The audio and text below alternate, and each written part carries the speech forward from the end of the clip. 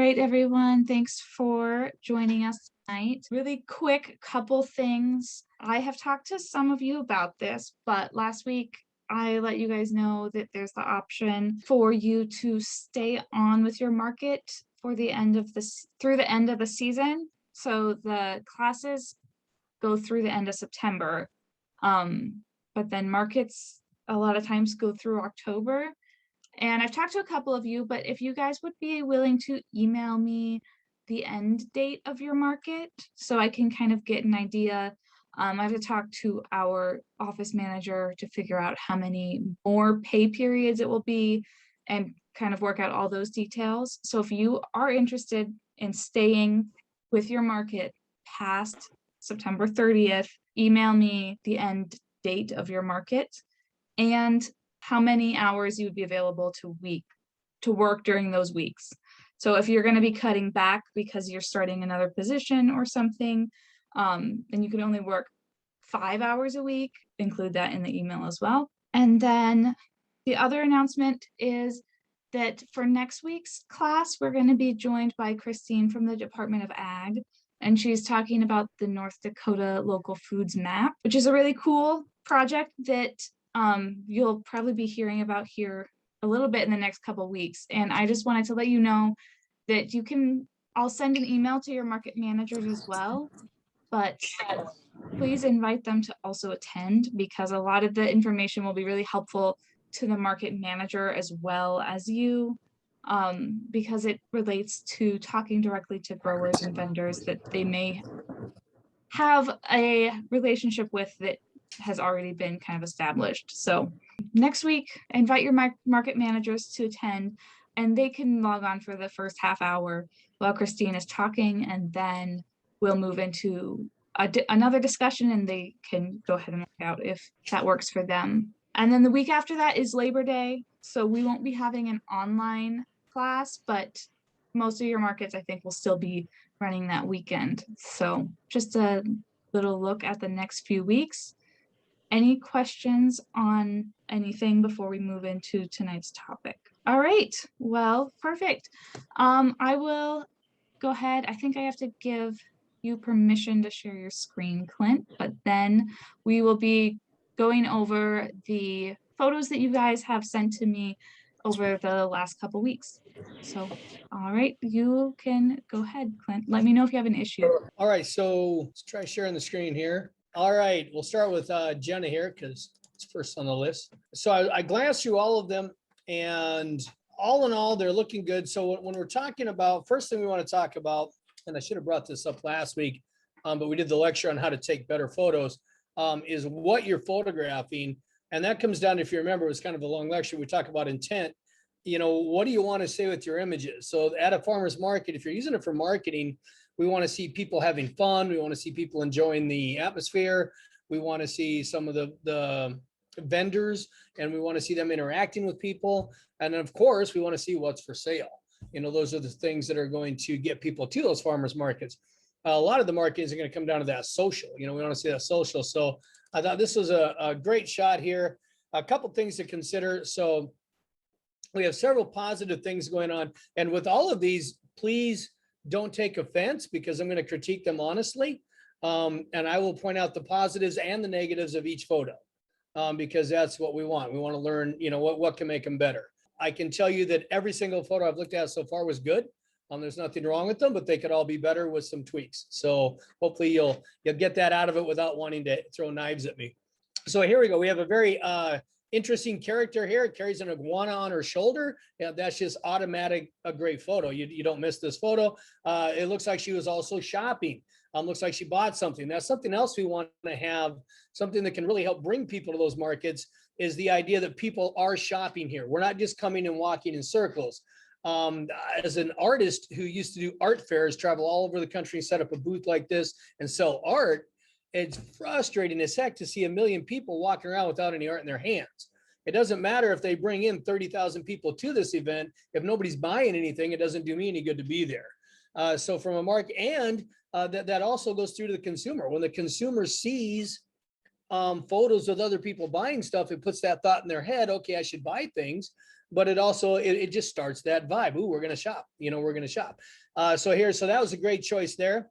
The thing, another real positive about this image is the background. Remember, we talked about that in our lecture last week. What's in the background plays a huge role. So in the background, we not only see a farmer's market kind of setup, but we see a very busy farmer's market kind of setup. That's another thing that's important. People want to see that, I'm not going to be alone. This is a hip thing to do. It's where all the cool kids hang out, kind of a thing. You want to see people there. So you got a great subject. You've got a nice background. You've got the subject carrying a product. So all these positive things are going on. Two things that are a little bit off. One would be the backlighting, and it's a tough situation. There's nothing you could do here because it is what it is. When you're photographing documentary style like this, you're not going to be bringing light kits and reflectors and trying to get the perfect lighting to set up. If I was doing a commercial shoot here, I'd have a full lighting gear. I'd have assistants with me to shade my subjects, and all this other stuff so I could get these perfect shots. But where the lighting gets distracting is especially where it falls across her chest. It draws attention there, and we don't want attention there. So that's something to watch out. Just a little bit of a turn away from that light a little bit, but keep that light behind her, which would keep the light off the side of her face, her shoulder, and then her chest. So it's just that light spilling over like that, kind of making odd light patterns on her figure that get a little bit distracting. So just take a little step to the left and have her turn with you and then take the shot. That'll eliminate all those shadows that are coming across her. But all in all, definitely a solid photograph there. This one's fantastic.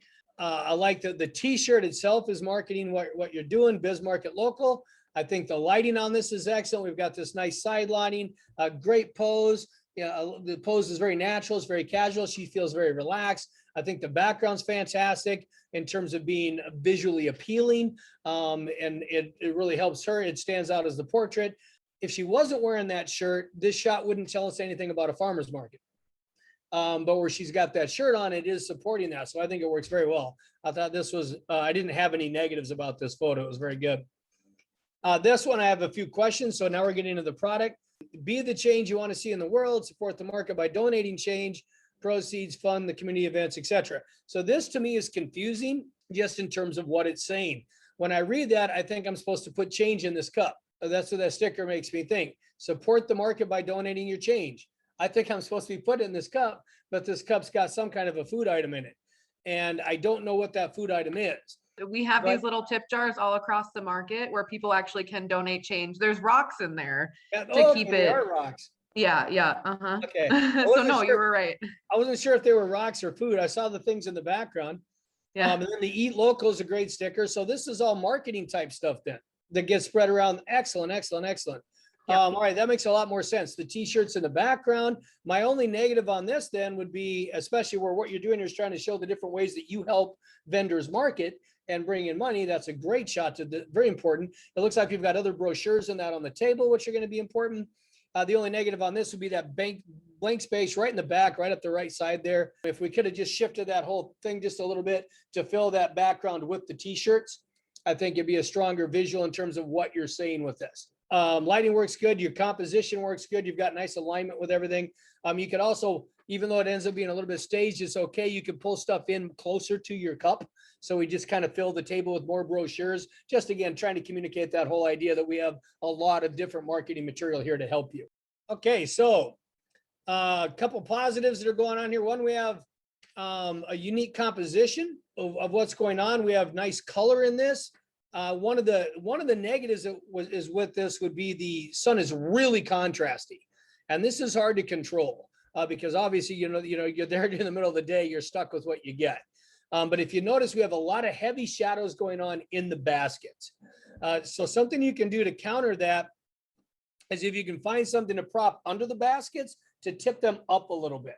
Just tip up the back. Just take some of those potatoes and stick one under each of those baskets so they tip forward a little bit. And that's going to bring that light straight into those baskets. And it's also going to bring the product forward a little bit more. And so that we're not, just kind of looking across them. And then the other thing I would do with this is I would crop it to a panoramic to get rid of the feet in the background because we have all these wonderful looking vegetables and then feet. and ick. We don't want to put those two things together in our head usually. I think there is a website for it though. Just kidding. So I would crop that as a panoramic and get rid of those feet in the background. And then the only other thing, like I said, is just tip those up a little bit.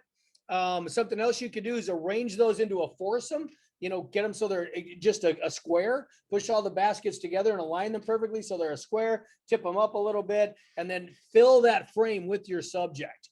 And I think that would create a stronger image here. Okay, this one we have another real positive going on. I love the bucket, and I love the fruit, the vegetables coming out of the bucket. One negative would be that shadow of the photographer. And what's his name? Oh man, famous photographer Lee something back in the film days. And he'd always have his shadow. He was a documentary photographer, and his shadow or his reflection was in almost every shot he took. It was like a thing he did doing street photography. So you'd always see his shadow on the street. Friedlander, I think was his name. So anyways, watch your shadows though. And this is a common thing that can happen, especially in harsh sun like this. So the shadow becomes distracting, but it's also really making an odd shape on the side of the bucket. So this would be a situation of just stepping around maybe to the other side, shifting left until that shadow's maybe not there. Or maybe if you went left, it probably casted your shadow into the bucket. So you probably moved right to get your shadow out of the bucket, but kind of keep going. Something else I strongly recommend if you're doing this stuff is a selfie stick. I refuse to buy one because I don't want to take selfies, but I finally realized the advantages of being able to use it as a tool. You can pop them out into a tripod, some of them. The one I got is it's small. It literally fits in my pocket, but it's got 3 little legs that'll pop out so I can make a tripod. But I love to put my camera on that stick for situations like this. I'll put the camera on the stick. I can bend it and twist it so I can see it. It's got a button back here, and then I can just kind of reach around and take that shot without me having to be in the photo. It gives me an opportunity to get a lot more unique angles. I can get it up in the air and shoot down, especially for a situation like a farmer's market. You can get a lot, you can raise that up 4 or 5 feet and kind of take an overhead shot. So you can get some unique angles with with one of those selfie sticks. And that would be a situation that would help here. And then again, the background, we've got a person standing back here. We've got some type of a vehicle or something. This one, all you really need to do is just crop this like this. Crop this in here tight like that, and that would take care of it. This becomes a lot more visually interesting. We get rid of the things in the background that are distracting, and we focus on the subject. So that would be my first thing, is get closer. Especially if you're photographing the products, fill the frame with the products and make them all about the products. All right, and then this one, I really, really like your composition on this one. I love the symmetrical balance between the 2 buckets. I love the symmetry of what's in the buckets, the spuds there. That's looking really good. Another one that's really tough with that lighting. That lighting's a little lower and it's coming across those buckets, so it's putting a lot of shadow on your product. Same type of thing in terms of fixing it as the others. If you can prop something under those buckets to get them so that sun gets into it a little bit better, get them at an angle, tip it up with one hand and take a shot with the other hand, and just fill the frame with spuds. Try to get rid of, the background altogether and fill the frame with the product. But really nice, again, a really nice composition here and balance, just really tough with that lighting. And this is a situation sadly, you don't have any control over.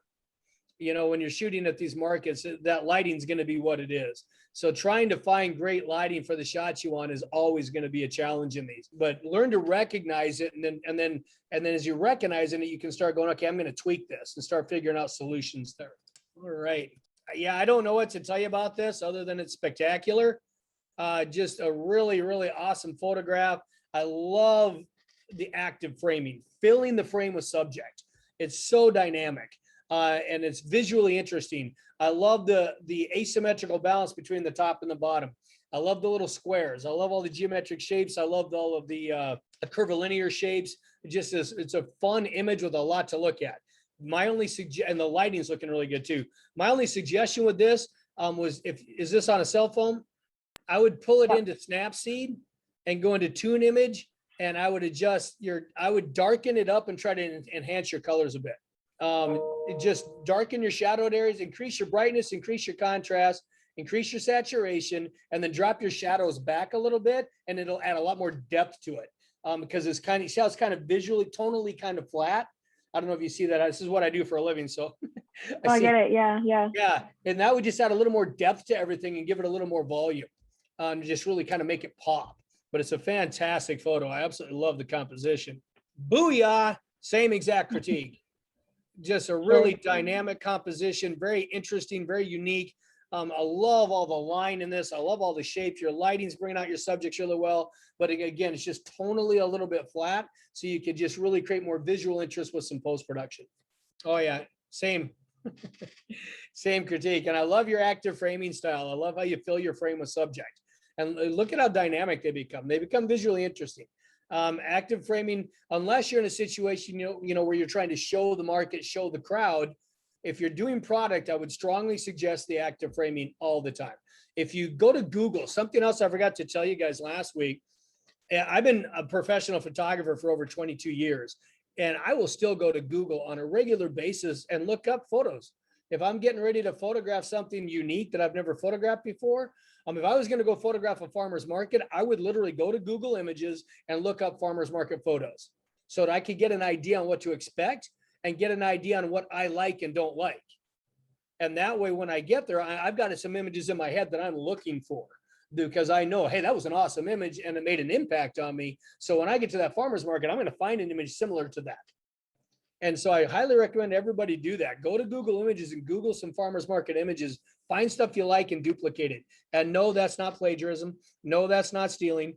Okay. It's called inspiration, and art inspires art all the time. And I don't know any artist that don't look for inspiration from other art. It's just what we do.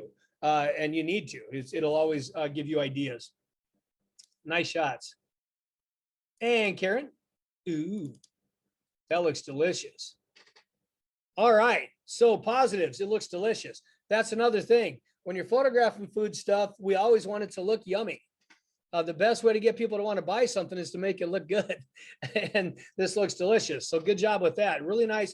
That sun and the way that direct sunlight is really hitting that honey is just bringing out the color really well. One thing I would suggest is you've got this kind of angle on that shot. I would personally square up this shot from the front and fill it with those honey jars. 1, 2, 3, boom, bam, bam, bam. Just this giant square of honey without a lot of background in it at all. Because when you've got an angle like this, it creates movement, and because it creates lines, and viewers will follow those lines, and these lines lead us. That's what lines do. They create direction, and it's leading us straight to this black pot over there that isn't part of what we want to sell. Does that make sense? So just a step to the right and fill that frame with subject. And this could also be a situation where you were trying to get out of the sun, so you weren't casting a shadow of yourself onto the honey. But that would strengthen that shot a little bit. It's just and even with this angle, if you crop it down just a little bit so it's more active and get rid of that right and top, I think that would create a stronger composition. But the shot itself is very good, and the honey looks fantastic, nice and bright. This is another one you could drop it in Snapseed and darken up your shadows a little bit. I do that with pretty much every image I take on a smartphone. I put in Snapseed, tune image. I increase my brightness, my contrast. I increase my highlights. I darken my shadows. I darken the ambient, and then I saturate just a little bit. And that overcomes, typically, most cameras will, pretty much all cameras, will photograph with somewhat of a haze. They're never quite like reality. And I call it removing the haze, is what I call that adjustment. And it just makes things pop, and it gives them more depth. It makes them look more three-dimensional and more realistic. But really strong image here. Another strong image in terms of composition. I love the triangle. Triangles always work for compositions, and it works really well, stacking them up like that. A couple things that could improve it. One, we've got the shadow of the photographer on this one, going across those. Are those onions, turnips? I don't know what they're. I don't know produce.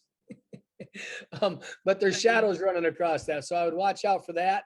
And then we kind of have this floater here of this one red onion right there, just kind of floating. I would move that because it's becoming kind of dominant in that bucket, and then get a little, and just this, you can just take this exact image, crop it tighter, and eliminate some of that background. And now look at how much more visually interesting this composition becomes without the backgrounds pulling our eye out of the photograph. We got these strong triangles going on with this.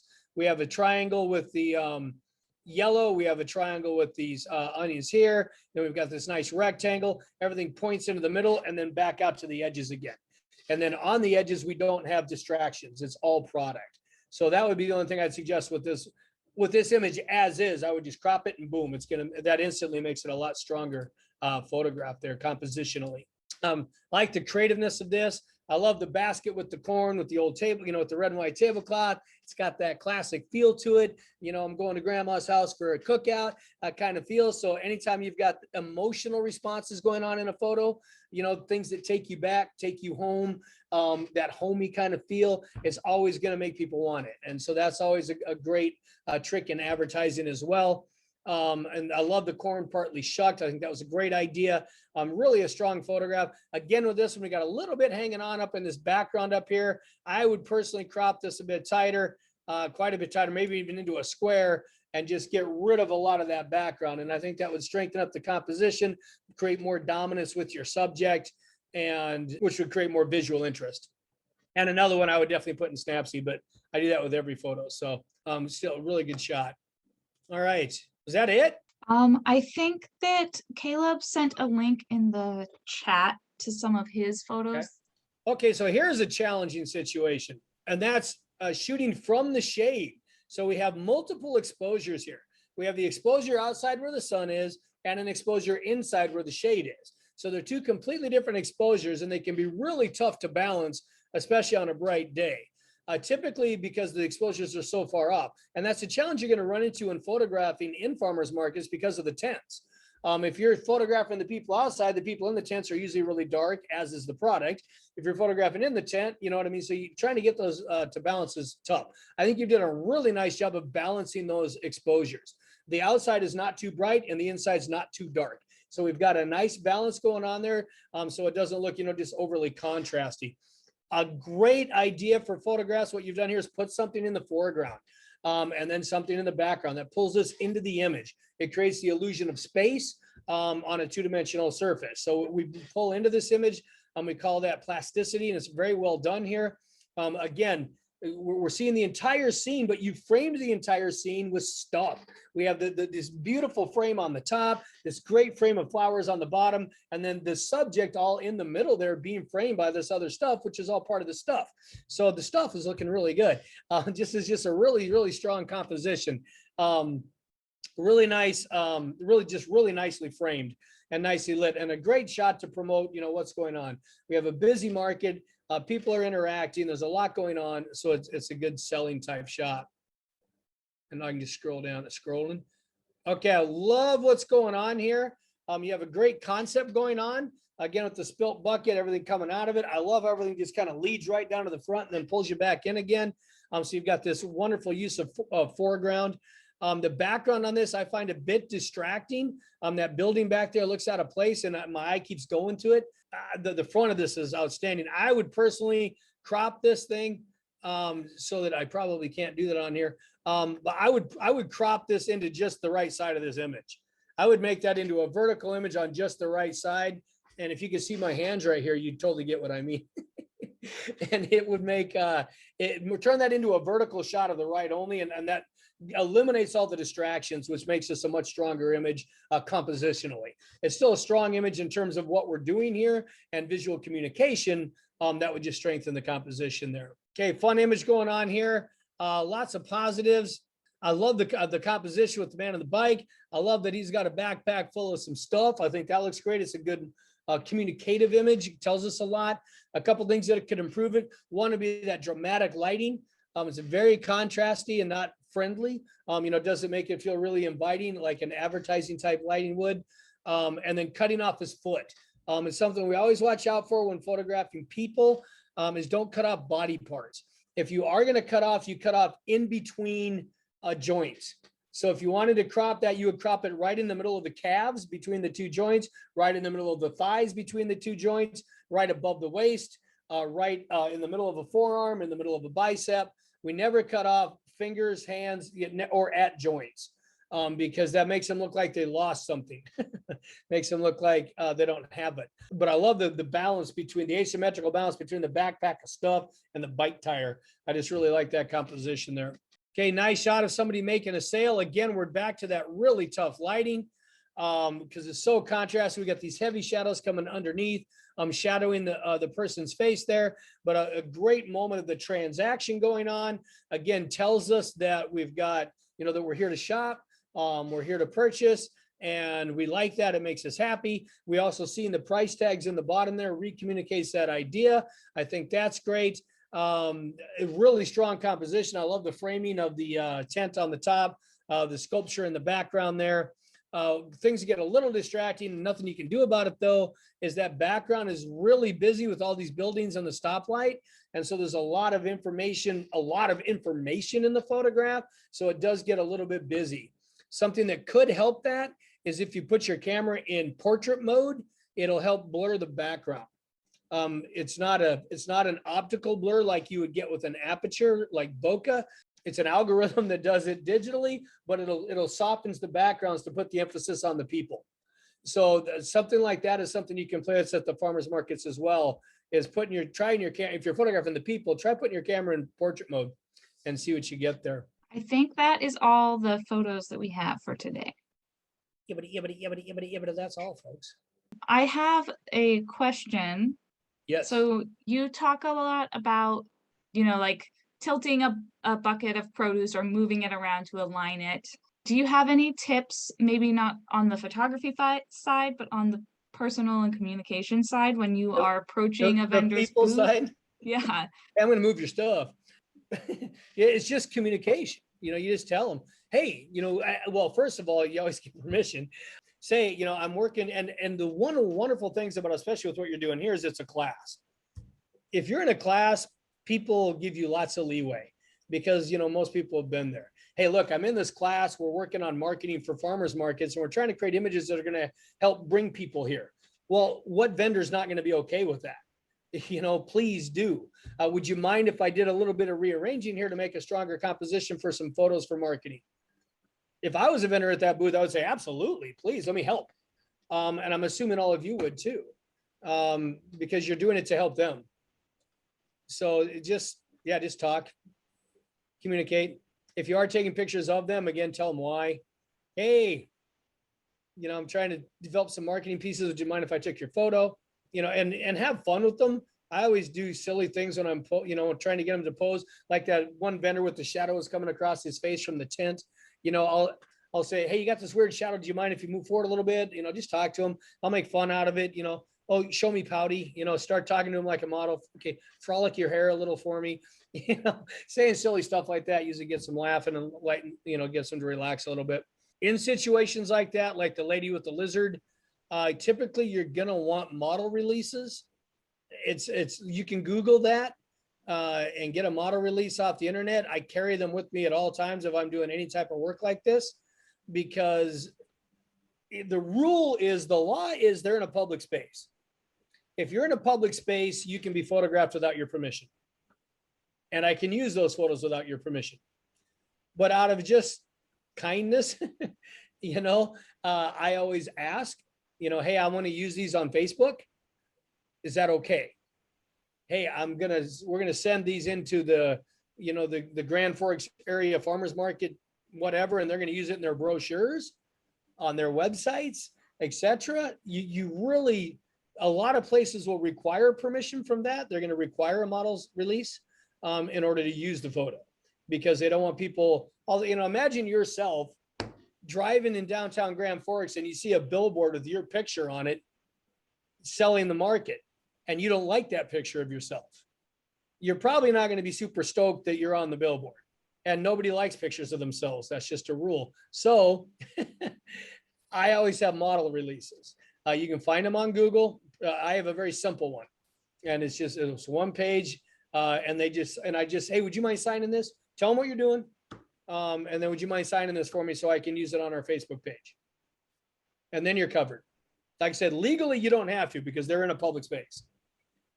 But people don't want to deal with it. A lot of companies will require model releases if you send them images, just because even though you'll win in court, they don't want to have to go there.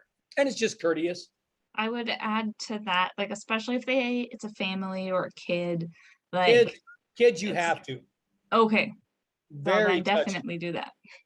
Very touchy with kids. It's even a lot of people, like, if you ask, do you mind if I take a quick photo? They don't care, but like, if there are kids in it, it's a whole different situation. when I get situations where they're fine with it, but they don't want it on social media. I don't want my kid's picture on social media. I actually get that a lot, believe it or not. It drives me nuts. But then you go to their page and they post pictures of their damn kids over social media. But a lot of people are weird about that. They don't want pictures of their kids on social media. And I always respect that. I do with my clients as well. You know, even though I want to put it on there to market my work, if they don't want their kids, I just did some composite work for this family that was so fun and so cool. And I'm like, can I please share these on my Facebook page? Ooh, we don't really want our kids on Facebook. I had a picture of a girl sitting in a downtown street with a pet tiger, and she's leaning her head up on her nose. I got a kid wearing Harry Potter robes flying over the Harry Potter castle. Some cool stuff, man. And I can't share it. But with kids, you can't get into trouble because they're minors, even if they are in public. It's a whole different game.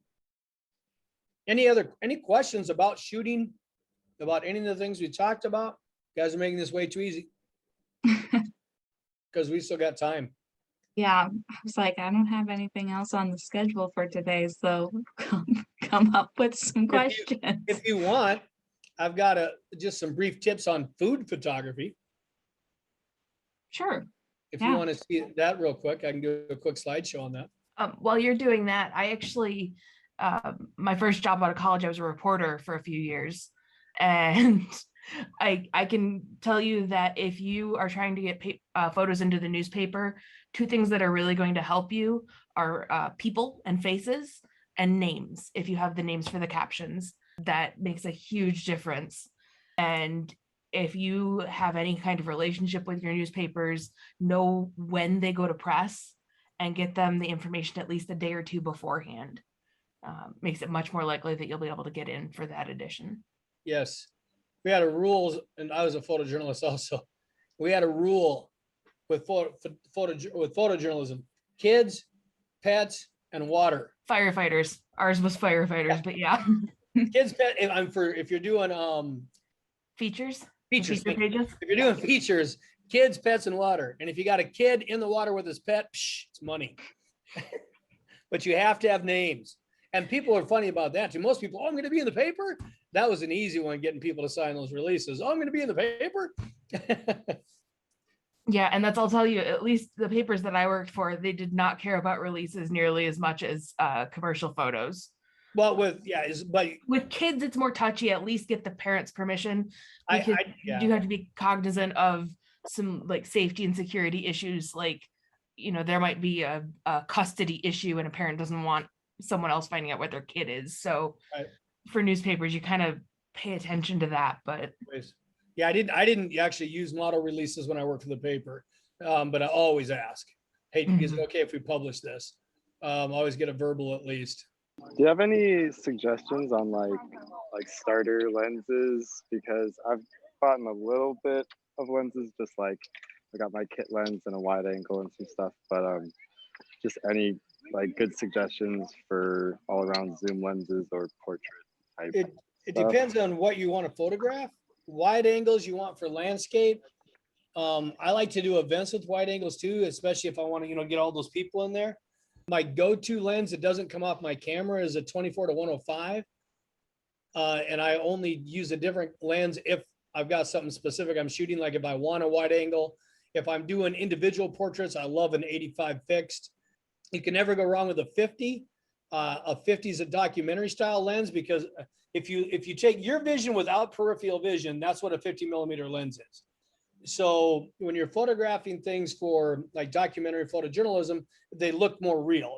As soon as you go wider than 50, you start to distort reality. As soon as you zoom in past 50, you start to distort reality. So for documentary photojournalism, you see a lot of photographers just with a 50. You'll hear them referred to as the nifty 50. I know photographers that will only shoot a 50 millimeter. That's the only lens they have. They use it for everything. I like to have the right lens for the right job myself, just for convenience sake. But depends on what you're shooting. Again, landscapes, wide angle, portraits, you'd like to be 85 or tighter, 85-120, but you can't do that with obviously families. If you're doing portraits of the families, you're going to end up quite often out to 30, 35, even wider. Depends on how big the family is. But that 24 to 105 gives me almost wide enough for landscape, gives me zooms for portraits, gives me the middle. I can set it at 50 if I want to do, if I want that 50 millimeter look. Great, thank you so much. Yep. All right. Food, glorious food. All right, here's a few tips for food, assuming this is going to come up. Why do we enjoy photographing food? Because we enjoy eating food. There are several keys to good food photography. One is lighting, always lighting, lighting, lighting, lighting, lighting. Second is styling. You've got to make that food look good. Next is angles. There's 4 standard angles for photographing food. And last is backgrounds. Is the background distracting to the subject? We usually want a soft light quality. Occasionally you can have some fun with and creative using dramatic lighting, but we usually want some soft light. The trick in advertising photography is to make things look light and joyful. And the same with food. We don't want food to look heavy because nobody wants to eat heavy food. We like the taste of heavy food, but if it looks heavy, it feels heavy, and we don't want that. So we like food to typically look a little lighter. Window lighting is the best if you're photographing inside. I love get your food next to a window. But so most of the samples in this lecture were done with window lighting. And I often backlight. I get my food in front of a window with the light coming through, and then I expose for the shadow part, which lets that background go nice and bright and high key and hazy, and it just puts all the focus on the food. And backlighting really brings out the texture in the food. And we talked about this earlier. Waking up in the morning at grandma's house, smelling the bacon cooking. Ooh, as the sun spills through the kitchen window. Yeah, that's what I feel when I look at this image. I'm hungry now. When you are backlighting, though, you got to be careful. If you notice this image, it's a little bit hazy because that backlight, it'll hit your lens and it'll kind of create a haze on there. So you got to, sometimes I'll just kind of use my hand to shield my lens and put a shade over it. Other times it's just about the exposure. Sometimes you just got to change your angle a little bit. But this one would be a much better shot, but this is backlit. This is just on my plate and standing in front of my kitchen window. I like egg sandwiches. You'll notice this. I take a lot of pictures of them. And but this is too hazy, wrong angle. Lighting with reflectors. When you use that backlighting from the window, you can buy just a sheet of poster board. You can buy foam core, white foam core at Hobby Lobby. They're cheap. They're a few bucks. And you bounce the light back in it. So if you take a look at these, like the one on the left here, bottom left, you see the picture of the wings was taken with the setup that you see to the right of it. We're using that side lighting from the window and some just taped cardboard to bounce the light back into the wings to fill the shadowed side. Remember on the critique earlier, we talked about how harsh that sun was and it was casting all those shadows. Another thing you could do at a farmer's market is carry a reflector with you. Carry a sheet of foam core with you and prop it up on the table to bounce light back into your subjects, because you can't control that sun and it's just going to be harsh sometimes. So that's the way you would fix that contrast, is by bouncing light back in. Texture is an important part of food. So in this one, I use the directional lighting. Now the one on the bottom is that high contrast lighting. It's just the window. The one on the top, I put a reflector in there to bounce the light back in. Notice the difference. Okay, the one on the bottom looks very heavy. It looks dark. It doesn't look very inviting. I'm not sure if I want to eat it. The one on the top is a lot lighter. It looks a little friendlier. It's softer. The other thing you'll notice with a lot of food photography is it looks moist. You want that because it makes your mouth water. I will use a spray bottle if I need to, and I'll just spray a little bit of water on that food before I shoot it, especially fruits and vegetables. Spray some water on those and you get those water droplets on the food itself. But what we want to do here in this image, the top image, I use window lighting, but I also went to Snapseed to bring out the details. I used ambience, highlights, and shadow adjustments were made. I used the detail tool, then I used tune image again, then the detail tool again. And then sometimes I'll go to looks, the presets, to pull a preset look in there. But I did quite a bit of work to that in post-production to really bring out the texture and the shadows and the detail in the food. You can sometimes do extreme close-ups. Macro photography can be fun with food. This is a kiwi. You can use dramatic lighting with food, but it doesn't look as tasty. It's a great art piece. It looks really neat, but I don't go, God, I want to eat that orange. I go, what's wrong with that orange? You know what I mean? So different lighting, that window lighting, that nice, soft, bright, high key type lighting is typically more common with food. This is a beautiful, beautiful image, would make a great art piece to hang in your kitchen. but it's not making me want to eat any of this food. Does that make sense? That heavy lighting with the heavy shadows, it's gorgeous aesthetically, but it's not an advertising type shot. It's a fine art type shot, if that makes sense. This is a little more dramatic, but this is kind of balances the two. It's a little more dramatic with the lighting, but still looks really yummy. There's a nice dramatic lit one that still looks yummy also. Of course, a lot of that's just because it's chocolate. And if it's chocolate, it's going to look good. Here's a great video on how they create an image through McDonald's. If you go to YouTube, you can find this yourself, how to photograph a McDonald's quarter pounder. And it's an interesting process on what goes into photographing food, the styling. Styling is such a huge part of food. They'll spend literally 2 hours creating this burger to take a picture of it. Styling is everything. Good food photographers hire food stylists. Food stylists are people, every little piece of this, I guarantee you, was placed with tweezers. They literally make a goop. I just use a little bit of water to add some moistness. There's a chemical goop food stylists use, and they all have their own little recipes they like to use. It's not edible, and they use little fine makeup brushes, and they brush that stuff onto that food in all the right places to add the moistness and the shininess where they want it. And a dish like this could literally take an hour and a half to set up before they even take a picture, or longer. Or if you've got a good chef knows that how the food looks is half the battle. If it looks good, it tastes better. If it doesn't look good, it doesn't taste as good. And so good chefs will style their food on the plate before they send it out. And so if I'm working in a restaurant shoot, I will just have the chef do it. And then I'll tweak it a little bit, but we'll take it straight out into the lobby. We'll get a nice window light next to it and photograph on the tables in the restaurant is what I like to do. If they don't have good windows, I bring a large softbox with me just to create this nice window light. It looks like window light, but I'll quite often use the styling from the chef themselves, because I hate to waste food. To me, to spend all that time to make all this stuff out of stuff you can't eat and then throw it away is just a waste. So when I'm doing a restaurant, after we're done photographing it, we eat it. So styling is very important no matter what you're shooting. Along with styling comes prepping. Look at the white chocolate in the bottom here, the white chocolate chips, the chunks of chocolate in the background. You know, quite often we use ingredients in the food shots to show what's in the food. White on white, very common. White plate, white napkin, high key lighting. Very clean. Everything looks clean. It makes us want that food. Food needs to look clean if we're going to want to consume it. Again, with that window lighting, most of these are with window lighting. Props, this is what I was just talking about. So props. So this is a shoot we did in the studio here for Stephanie, who works with you guys. She's the one that hooks me up with you guys. This is her bread. She makes all my breads, and she brought a ton of stuff into the studio. How much flour do you put on that cutting board?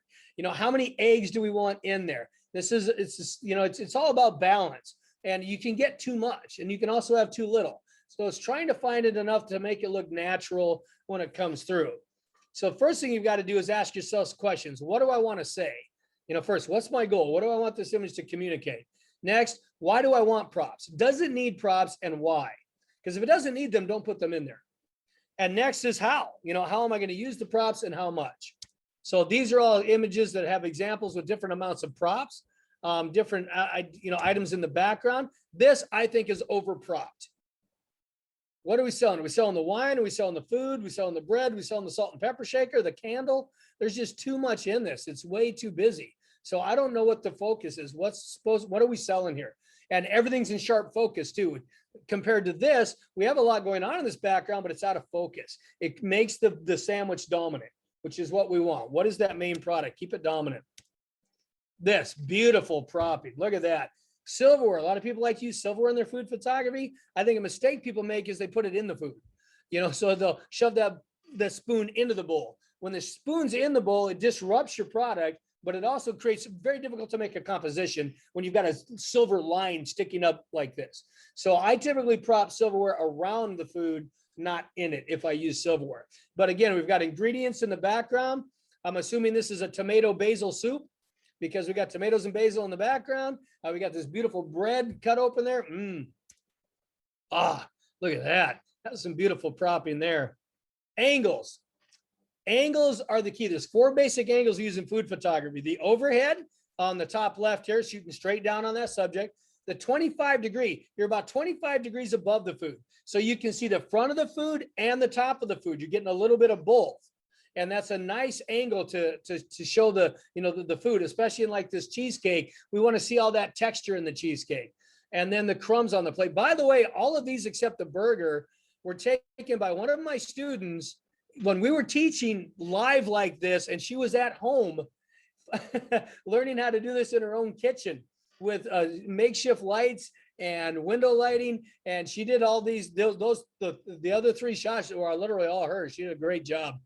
Then the hero angle, which is the burger shooting up at the subject, making it bigger than life. Ooh, that's a, big and important, that hero angle. And then just the front angle, shooting it just level straight on. With the front angle, you're going to have background. So you got to figure out what's in that background. Is it distracting from the image? Is it adding to the image? Here we've got a kitchen in the background, but it's also very bokeh blurred. Just enough we know it's a kitchen, but not enough that it's too busy. But it has the environment. We see that this is being made on a kitchen counter. And there's all the ingredients that are in the smoothie, all laying beside it, type of thing. The hero angle, again, you're going to have a background. In this case, that was done in studio. So a nice black background keeps it from distracting from the food. The 25-degree angle, she chose to put a couple other plates of cheesecake in the background there instead of just having the wood table, because the wood table is not that aesthetically pleasing and it would distract from the food. Backgrounds, high key or white is common because it's clean, simple, keeps it all about the food. But if you want to get into colors and textures, you can use colors and textures to enhance the colors and textures that are in the food. Here, these oranges and blues were picked intentionally. Orange and blues are complementary colors that work very well together. So this was all chosen intentionally. Next would be environment. Do you want to photograph it in an environment, like at the restaurant? Do we want to see restaurant in the background? Do we want to see the farmer's market in the background? Can you do some close-ups of that basket of tomatoes and have people blurred out shopping in the background? Can you incorporate those? So here's the high key white. Here is an environment. Ooh, filling the background with the subject, all coffee beans with a skull floating in the middle. Beautiful. Look at that gray mat against that red. Absolutely stunning. And then that hint of green, red and green are complementary colors that really pop each other. Both also look really good on that gray. This is an environmental, which I think doesn't work well. The food feels very heavy to me. The wine is not in a good place compositionally. The food doesn't look appetizing. It's just too dark. It's too moody. It's too heavy. And it's too much about the environment. Here we got this high key. High key lighting is really common in food. That high key bright window lighting, so that it's just clean. It feels light and friendly. This one, the person in the background having a good time, and he's obviously about to be very full because holy crap, has he got a lot of food in front of him. This, in terms of total communication, doesn't work very well because, again, it's confusing. What is the subject here? Is it the restaurant itself? Is it that we sit around at the table having great conversation here? It's the place to come with my friends. Is it about that particular burger? There's just too much going on in this photo. I think it's overpropped, especially with the hand and the fork shoving in. Let's put one more thing in here just to confuse our viewer here. There you go. Whew, busted through that slideshow quick. And Jessica said she always has good luck with her 75 to 300 lens. And if you're looking on decent off-brand lenses, Tamron's good. Okay, so here's the deal on off-brand lenses. Lenses are about optics.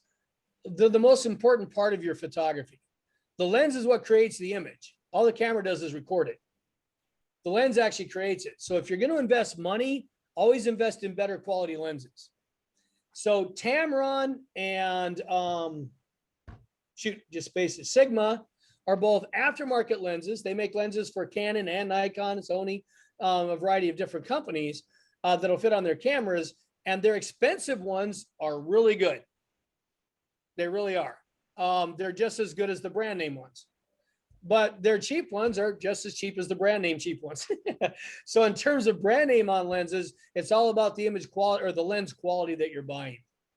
It's always going to come down to that. And the 75 to 300 is a great versatile lens. Can get a little heavy, but it's great. It's a great to be able to get close when you need to. And 75 is nice for portraits, 75 and up. So it's a great portrait lens. It's also great for sports.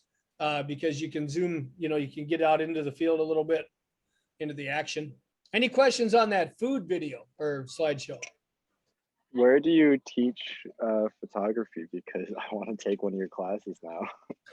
I teach at Dakota College of Botano. I started the photography program here in 2013, and it's CTE, so it's Career and Tech Ed. We run our entire program as a commercial studio. So from day one, our students come onto campus, they work for us as photographers. So they're literally learning hands-on in the field, doing jobs through every class that we take here. All the classes are geared toward teaching them how to be professional photographers. And it's a 2-year program. AAS, we were recently ranked as the 3rd best AA photography program in the nation. We even beat out the Academy of Art Institute of San Francisco, and we beat out Yale. Is there an option to take any of your classes remotely, or our do you entire need to be program is online? We have 2 online instructors. Todd, who's Todd Reiner, they're both friends of mine. We all went to the same grad school. Todd's a former Navy pilot, lives in New York. Some of you actually, if you're into photography, you might know his work.